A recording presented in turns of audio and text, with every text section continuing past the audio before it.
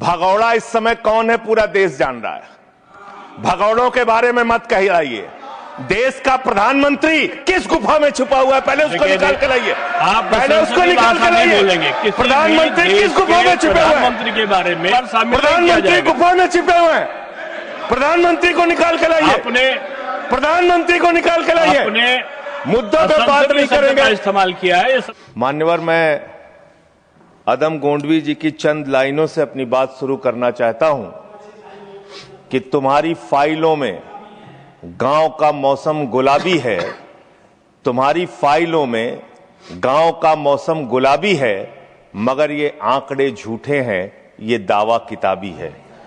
Sir, Bharat की सरकार ने जब विकसित भारत की कल्पना की है तो उस कल्पना के तहत गांव को कहां रखा है, आपके माध्यम से यह देश को मालूम होना चाहिए। जल जीवन मिशन, जल जीवन मिशन, हर घर जल की योजना, हर घर जल की योजना। वो जल जीवन मिशन क्या है मान्यवर, जिसके ऊपर आप लाखों करोड़ रुपए अब तक खर्च कर चुके हैं। गांव गांव में पाइप से पानी पहुंचाने के नाम पे लोगों से आप पैसा लेंगे, वहां की जनता को मीटर लगा के पैसे की वसूली करेंगे, जो व्यवस्था पहले नहीं थी। उसके बाद आपने गांव गांव में सड़कों की खुदाई कर दी। जो ग्रामीण व्यवस्था के अंदर जिला पंचायत से सड़क बनी थी, ग्राम सभा से सड़क बनी थी, जो गांव के विकास के लिए पैसा लगा था, उसको जल जीवन मिशन के तहत सड़कें खोद के, गांव के रास्ते खोद के उसको बर्बाद करने का काम किया गया। तो जल जीवन मिशन जन जीवन को अस्त व्यस्त कर रहा है। एक तो ये उस मिशन की खासियत है जो सरकार को सोचना और जानना चाहिए। दूसरी बात मान्यवर, मेरा तो कहना छोड़ दीजिए, भारतीय जनता पार्टी के एक विधायक है ब्रजेश राजपूत जी, उन्होंने उत्तर प्रदेश के सरकार के मंत्री का घेराव किया।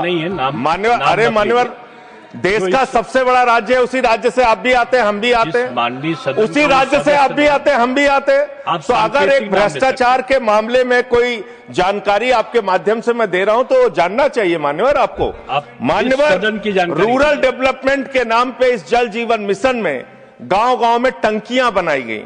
उन पानी की टंकियों की हालत जाकर देखिए। वो पानी की टंकियां उद्घाटन से पहले उजड़ जाती हैं, उद्घाटन से पहले उखड़ जाती हैं, टूट जाती हैं, गिर जाती हैं। 5-5, 10-10 करोड़ की टंकियां, पाइपलाइन जो है वो टूट जाती है। तो मैंने तो इसका मामला सबसे पहले उठाया था, तब सरकार ने हमारी बात नहीं सुनी, कई मुकदमे मेरे ऊपर उल्टा करा दिया। लेकिन इनके एक विधायक ने मान्यवर अपने ही मंत्री का घेराव कर लिया, ब्रजेश राजपूत जी ने, और बीजेपी के विधायक ने कहा कि इस योजना में जबरदस्त भ्रष्टाचार है। इसलिए यह योजना भ्रष्टाचार की भेंट चढ़ चुकी है। दूसरी बात आते हैं, आपने गांव के अंदर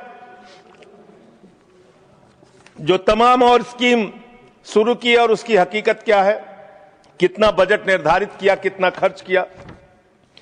आपने मान्यवर मनरेगा के तहत 25-26 में 86,000 करोड़ रुपए निर्धारित किया था बजट में, और इस बार 26-27 में आपने 88,000 करोड़ रुपए मनरेगा के लिए निर्धारित किया। जब आपने 86,000 करोड़ रुपए निर्धारित किया तो आपकी गारंटी थी 100 दिन की। जब आपने 88,000 करोड़ रुपए निर्धारित किया तो आपकी गारंटी है 125 दिन की, और आप कह रहे हैं हम 60% भागीदारी करेंगे। पिछले कई वर्षों से, जब से प्रधानमंत्री नरेंद्र मोदी जी बने हैं इस देश के, और जब से भारतीय जनता पार्टी की सरकार है, मनरेगा की स्कीम में इस सदन के अंदर मैं पूरे जिम्मेदारी से बोलना चाहता हूं, एक भी साल में 50 दिन से ज्यादा आपने रोजगार नहीं दिया। मनरेगा स्कीम को आपने मारने का काम किया, खत्म करने का काम किया, और उसके बाद आपने कह दिया 40% राज्य सरकारों की हिस्सेदारी होगी। जो राज्य सरकारें ज्यादातर घाटे में चल रही हैं, चलिए वो भी आपने कर दिया जो आपको करना था, आपने स्कीम पास कर दी जी राम जी की।